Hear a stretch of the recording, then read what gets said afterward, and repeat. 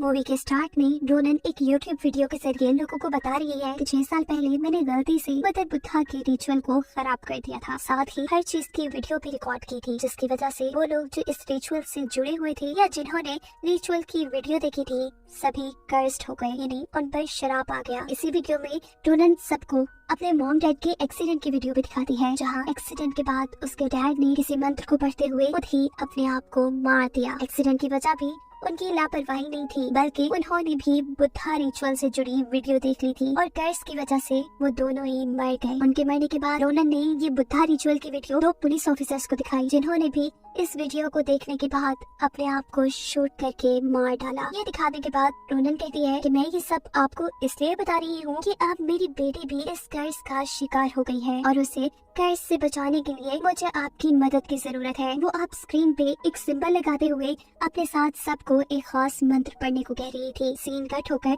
अब हमें कुछ हफ्तों पहले का सीन दिखाया जाता है, जब रोनन अपनी बेटी टोटो को लेने के लिए एक फॉस्टर होम में गई थी। असल में टोटो जब पैदा हुई तो रोनन की दिमागी हालत कुछ ठीक नहीं थी, इसी वजह से डॉक्टर्स ने उसकी बेटी की कस्टडी उसे नहीं दी। रोनन का एक बड़ी साइकियाट्रिस्ट ने इलाज किया था, जहाँ रोनन ने उन्हें बताया कि मेरी ये अजीब हालत तब से ऐसी है जब मैंने बुद्धा के टेम्पल में एक ऐसी टनल को खोलने की गलती की थी जिसके अंदर किसी का भी जाना मना था। उसने वहाँ एक वीडियो भी बना ली थी जिसे जो भी देखता है कर्स्ड हो जाता है। डॉक्टर पूछती है कि अगर जो तुम कह रही हो वो सच है तो सबसे पहले तुम्हें और तुम्हारी बेटी को मरना चाहिए था, जो उस वक्त पैदा भी नहीं हुई थी। और मैं उस वीडियो को देख चुकी हूँ जिसे तुम शराब कह रही हो। मुझे तो अभी तक कुछ नहीं हुआ। मुझे लगता है कि तुमने उस सारे इवेंट को अपने दिमाग पर हावी कर लिया है। जिसके जवाब में रोनन ये कहकर बात खत्म करती है कि मैं बस इतना जानती हूँ कि जिसको इस शराब की कर्स का जितना नॉलेज होता है वो उतनी ही जल्दी मर जाता है। रोनन ने डॉक्टर को ये नहीं बताया था कि आखिर वो इस शराब से कैसे बची। अब प्रेजेंट में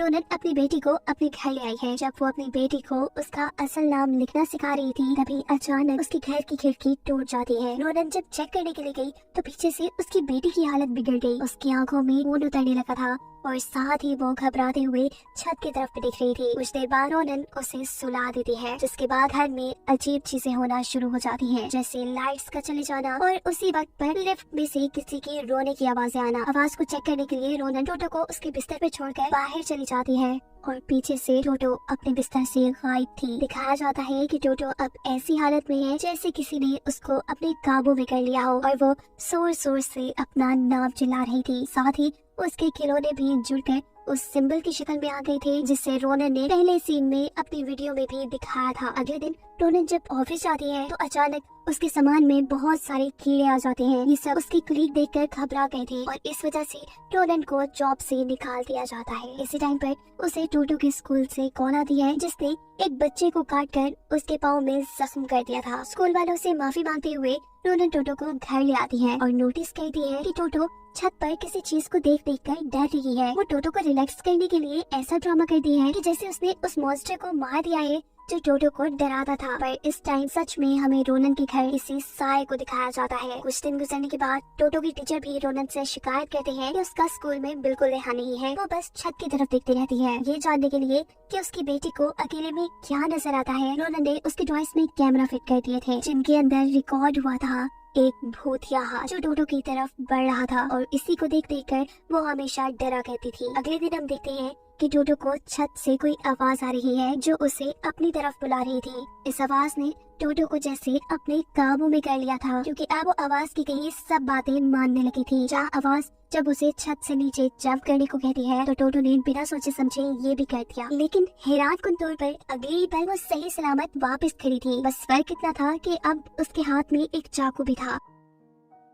टोटो इस चाकू के जरिए छत पर बनी एक कमरे का दरवाजा खोलती है, जो कमरा देखने में ही काफी खौफनाक लग रहा है। यहाँ काफी मूर्तियाँ रखी थी और रेड लाइट जल रही थी। टोटो को यहाँ एक कैमरा मिलता है। जब रोनन उसे ढूंढते हुए इस कमरे तक आई तो उस टाइम टोटो कैमरा में एक वीडियो को देखते हुए वही मंत्र पढ़ रही थी, जिसे मूवी के स्टार्ट में रोनन ने अपने व्यूअर्स को पढ़ने के लिए कहा था। ऐसा करते देखकर रोनन टोटो को डांटती है। अब टोटो की हालत भी काफी खराब हो चुकी थी। रोनन उसे लेकर इमरजेंसी में हॉस्पिटल आती है और डॉक्टर टोटो को चेक करने के बाद बताती है कि किसी बड़े सदमे की वजह से टोटो पैरालाइज हो गई है और अब वो जिंदगी भर चल नहीं पाएगी। ये जानने के लिए कि आखिर रोनन और टोटो के साथ ये सब क्या हो रहा है, कहानी शिफ्ट होती है 6 साल पहले, जब रोनन अपने दो दोस्तों के साथ भूत प्रेत की सच्चाइयों से रिलेटेड एक चैनल चलाती थी और आज वो एक ऐसी टनल को खोलकर उसकी हकीकत सबके सामने लाने वाली है जिसे खोलना किसी भी इंसान के लिए मना है। और ये वही टनल है जहाँ से रोनन के कर्ज की शुरुआत हुई थी। ये गाँव रोनन के दोस्तों का था जहाँ ये लोग कई साल बाद किसी फैमिली रिचुअल के लिए आए थे। ये लोग अंदर जाते हैं और इनसे पर्चियों पर इनके नाम लिखवाए जाते हैं। गाँव वाले लोगों के मुताबिक अब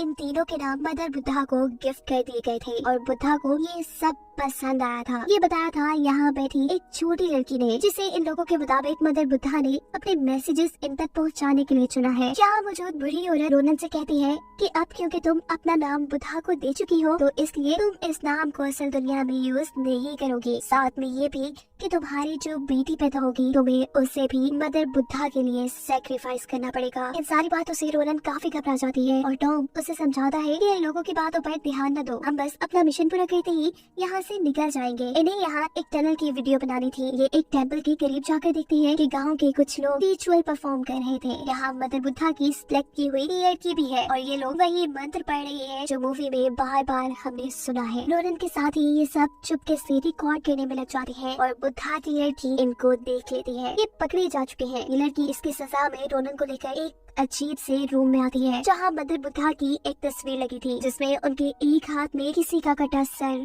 और दूसरे हाथ में एक खून का प्याला था। रोनन को यहाँ ऐसा महसूस हो रहा था जैसे वहाँ रखी सभी मूर्तियाँ उसको देख रही है। तभी वो छोटी बच्ची मेंढक से भरा एक डब्बा उसे ला कर देती है और कहती है कि इन मेंढकों को अपने कान खिला दो। अब उसने ये भी नोटिस किया था कि इस बच्ची का भी एक कान नहीं है और बच्ची इस बारे में बताती है कि बचपन में इस गाँव में सुकून लाने के लिए मदर बुद्धा की ब्लेसिंग लेने के लिए मेरी एक कान को मदर बुद्धा की भेंट चढ़ा दिया गया। मदर बुद्धा को खुश करने के लिए तुम भी ऐसा ही करो। इन्हीं बातों के दौरान अचानक इस कमरे में रखी सभी मूर्तियों का मुंह मुड़कर रोनन की तरफ आ जाता है और ये बच्ची सब नॉर्मल करने के लिए रोनन को छुपा लेती है। जहाँ रोनन के साथियों को भी गांव वालों ने कोई भी ऐसी हरकत ना करने के लिए वार्न कर दिया था, ये कहते हुए कि इसका नतीजा बहुत गलत हो सकता है। लेकिन इन पर तो गांव वालों की किसी बात का कोई असर ही नहीं था और आधी रात होने पर ये लोग अब गांव की मशहूर टनल की सच्चाई जानने के लिए उसके टेम्पल के पास पहुँच चुके थे। जहाँ वही छोटी बच्ची शदीद सर्दी में इन्हें लेटी हुई दिखाई देती है। उसके चेहरे पर काफी सिंबल्स भी बने हुए थे। ये लोग अब फाइनली टनल का दरवाजा तोड़ चुके थे। जो कहते ही उन्हें बेशुमार बच्चों के रोने की आवाज़ें सुनाई देने लगती हैं और अब तो रोनन की तबीयत भी खराब होना शुरू हो गई है। इसलिए रोनन को छोड़कर उसके दोनों साथी टनल के अंदर जाते हैं और कुछ ही देर बाद उनकी जोरदार चीख रोनन को सुनाई पड़ती है। अचानक रोनन का एक साथी ये चिल्लाते हुए बाहर आ जाता है कि हमें यहाँ नहीं जाना चाहिए था, टनल को नहीं खोलना चाहिए था। रोनन का हस्बैंड टॉम अभी भी टनल के अंदर ही था, जिसे चेक करने के लिए रोनन वो टनल में जाती है पर अब बहुत देर हो चुकी थी, वो मर चुका था। अंदर टनल में जो कुछ हुआ था वो रोनन के साथियों के कैमरा में रिकॉर्ड हो चुका था, जिससे मदर बुद्धा की सिलेक्ट की हुई बच्ची रोनन से लेकर तोड़ने की कोशिश करती है पर रोनन इस कैमरा को बचा लेती है। टनल के बाहर इसी श्राप की वजह से गांव के सभी लोग पागल हो होकर मरते जा रहे थे, जिनकी बॉडी के ऊपर अब अजीब सिंबल भी बने हुए थे। यार रोनन का वो साथी जो टनल से निकला था वो अपने आप को ही मार चुका था और बस एक रोनन ही जिंदा बची थी जो किसी तरह अपने आप को बचाकर इस गांव से निकाल लेती है। सीन दोबारा उस टाइम में शिफ्ट होते हैं जब रोनन की बेटी बीमार है। रोनन जानती है कि उसने वही कर्स वाली वीडियो कैमरा में देख ली है और अब वो मदर बुद्धा के कर्स में आ गई है। उसकी हालत ज्यादा खराब होने की वजह से रोनन से दोबारा उसकी कस्टडी ले ली गई थी पर उसका इलाज क्योंकि सिर्फ रोनन ही जानती थी, इसीलिए वो अपनी बेटी को हॉस्पिटल से किडनैप करके एक मदर बुद्धा के टेम्पल में आती है ताकि टोटो पे लगे कर्स को तोड़ा जा सके। यहाँ के लोग उनसे कहते हैं कि हम ये काम कर तो देंगे पर हमारे रिचुअल के दौरान कोई भी 7 दिन तक टोटो को कुछ नहीं खिलाएगा। अगर उसने कुछ खा लिया तो रिचुअल का असर उल्टा हो जाएगा और सब खत्म हो जाएगा। इस टाइम तो रोनन मान जाती है, लेकिन 3 दिन गुजरने के बाद जब टोटो की हालत काफी खराब हो गई थी, उसकी बॉडी पर होल्स हो रहे थे ऐसे जिससे उसकी बॉडी सड़ रही हो। जब भूख के मारे वो चिल्लाने लगती है तो रोनन को तरस आ जाता है और वो उसे पाइनएप्पल खिला देती है। उसके ऐसा करने पर टोटो की हालत और भी ज्यादा बिगड़ जाती है, जिससे लेकर वो फौरन टेंपल में आती है तो वो की असिस्टेंट उसे कहती है कि तुमने जो किया बहुत गलत किया, तुम्हें उसे कुछ नहीं खिलाना चाहिए था। अब भुगतो जो हो रहा है। दिखाया जाता है कि मोक की मौत हो चुकी है और कुछ ही देर में असिस्टेंट की बॉडी भी सड़कर वो भी मर जाती है। अपनी बेटी को रोनन हॉस्पिटल ले जाती है, जहां उसे मालूम हुआ है कि टोटो अब कोमा में जा चुकी है। टोटो के फोस्टर होम वाले डैड टोटो से काफी प्यार करते थे। रोनन उनको टोटो पे आए सारे कर्ज की कहानी बता चुकी थी और वो अब इस सब का हल निकालने के लिए कैमरा में मौजूद वीडियोस देखने के बाद वो कुछ सर्च करके रोनन को बताती है कि बुद्धिज्म में जो प्रे करने के लिए साइन बनाया जाता है उसका मतलब है कलेक्ट करना, दुआएं यानी ब्लेसिंग्स इकट्ठी करना, और उसका ही उल्टा साइन ये लोग वीडियो वाले रिचुअल में भी बना रहे थे, जिसका मतलब है कर्स यानी शराब को फैलाना। और जो गांव वालों के मुंह पर मरते वक्त सिंबल्स थे वो भी एक राइटिंग है जिसे ट्रांसलेट यूनान की एक मोक ही कर सकते हैं। दिखाया जाता है कि जैसे जैसे ये लड़का कर्स का पता चला रहा था उसकी तबीयत बिगड़ती जा रही थी, पर उसने हार नहीं मानी थी और वो यूनान के मुंह के पास पहुंच चुका था। कर्स के बारे में सभी कुछ जानने के बाद जब वो ये बताने के लिए रोनन को कॉल करता है तो उस वक्त उसे छत पर कोई अजीब चीज दिखाई देती है। वो खुद को संभाल नहीं पाता, वो इतना पागल हो जाता है कि अपना सर टेबल से मार मार कर अपने आप को जान से खत्म कर देता है। यानी रोनन ने डॉक्टर को सही बताया था, जो जितना इस कर्स के बारे में जानेगा वो उतना ही जल्दी मर जाएगा। नेक्स्ट सीन में एक अजीब काम ये हुआ है कि काफी सालों बाद हॉस्पिटल के बाहर उस बच्ची को देखा गया है जिसे मदर बुद्धा ने सिलेक्ट किया था। ये बच्ची उसी हॉस्पिटल के बाहर थी जिसके अंदर टोटो एडमिट थी। उसके मुंह पे बहुत से सिंबल भी बने हुए थे जिसकी खबर को न्यूज पे भी चलाया जाता है। सीन यहाँ से कट होता है और अब हमें मूवी के स्टार्टिंग सीन को दिखाया जाता है, जहाँ अपने यूट्यूब चैनल के जरिए रोनन लोगों से बात कर रही है और अपनी बेटी को ठीक करने के लिए वो सबकी मदद मांग रही है, ये कहते हुए कि मेरा बोला हुआ मंत्र आप लोग भी पढ़ें। जिसके बाद वो अपने व्यूअर्स को दिखाने के लिए एक वीडियो चला देती है। ये वही वीडियो है जो रोनन के साथियों ने टनल के अंदर रिकॉर्ड की थी। अब फाइनली हमें ये देखने को मिल रहा है कि उस टनल में आखिर है क्या। इस टनल में बहुत से मिरर्स के साथ इंसानी गोश्त, बाल और दांत रखे थे। साथ ही मदर बुद्धा और उसके बच्चों की मूर्तियां भी यहाँ थी।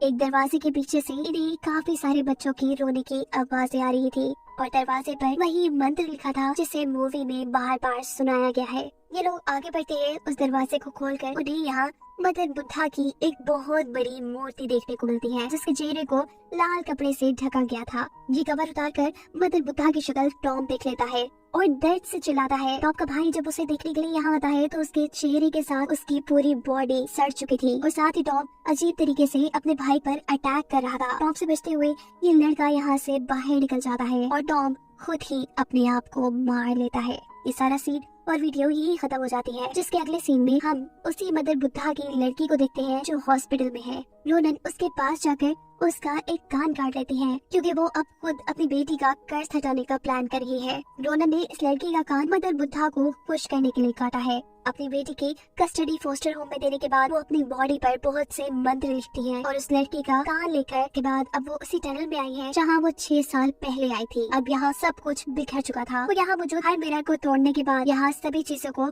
सही तरीके से लगाने लगती है। दिखाया जाता है कि इस दौरान वो अपने चैनल पर लाइव थी। इस टनल में काम करने की वजह से उसकी बॉडी सड़ने लग गई थी और वो अब लोगों से यानी अपने व्यूअर्स से कहती है वो मंत्र पढ़े और वो सिंबल याद करें जो मैंने आपको दिखाया था। जिसके बाद वो अपने व्यूअर्स के लिए यहाँ यूनानी मोक की एक वीडियो चला देती है। वीडियो में मोक बता रहे हैं कि वो मंत्र जो ये लोग पढ़ रहे हैं वो ब्लेसिंग यानी दुआ नहीं है बल्कि एक श्राप है। मदर बुद्धा के मजहब में माना जाता है कि शराब को जितना ज्यादा पिलाया जाएगा उसका असर शराबी इंसान पर से कम होता रहेगा और जो भी वो शराबी मंत्र पढ़ रहा है वो ये कह रहा है कि अब से मेरा नाम मदर बुद्धा का हो गया है और साथ ही ये भी कि कर्ज को आगे बढ़ाने की जिम्मेदारी मैं ले रहा हूँ ताकि ये कर्ज उस इंसान को नुकसान ना पहुँचाए। और जो सिंबल रोनन बार बार मूवी में दिखा रही थी वो इसी कर्ज को बड़े पैमाने पर फैलाने के लिए है। मदर बुद्धा का चेहरा इस कर्ज को बहुत जल्दी फैलाता है, इसीलिए उस चेहरे को ढांप कर रखा जाता है। मोक ने ये सारी बातें रोनन को उस वक्त बताई थी जब वो प्रेग्नेंट थी, जिन्हें उसे सब पहले से ही पता था। वो सभी लोगों को वीडियो के जरिए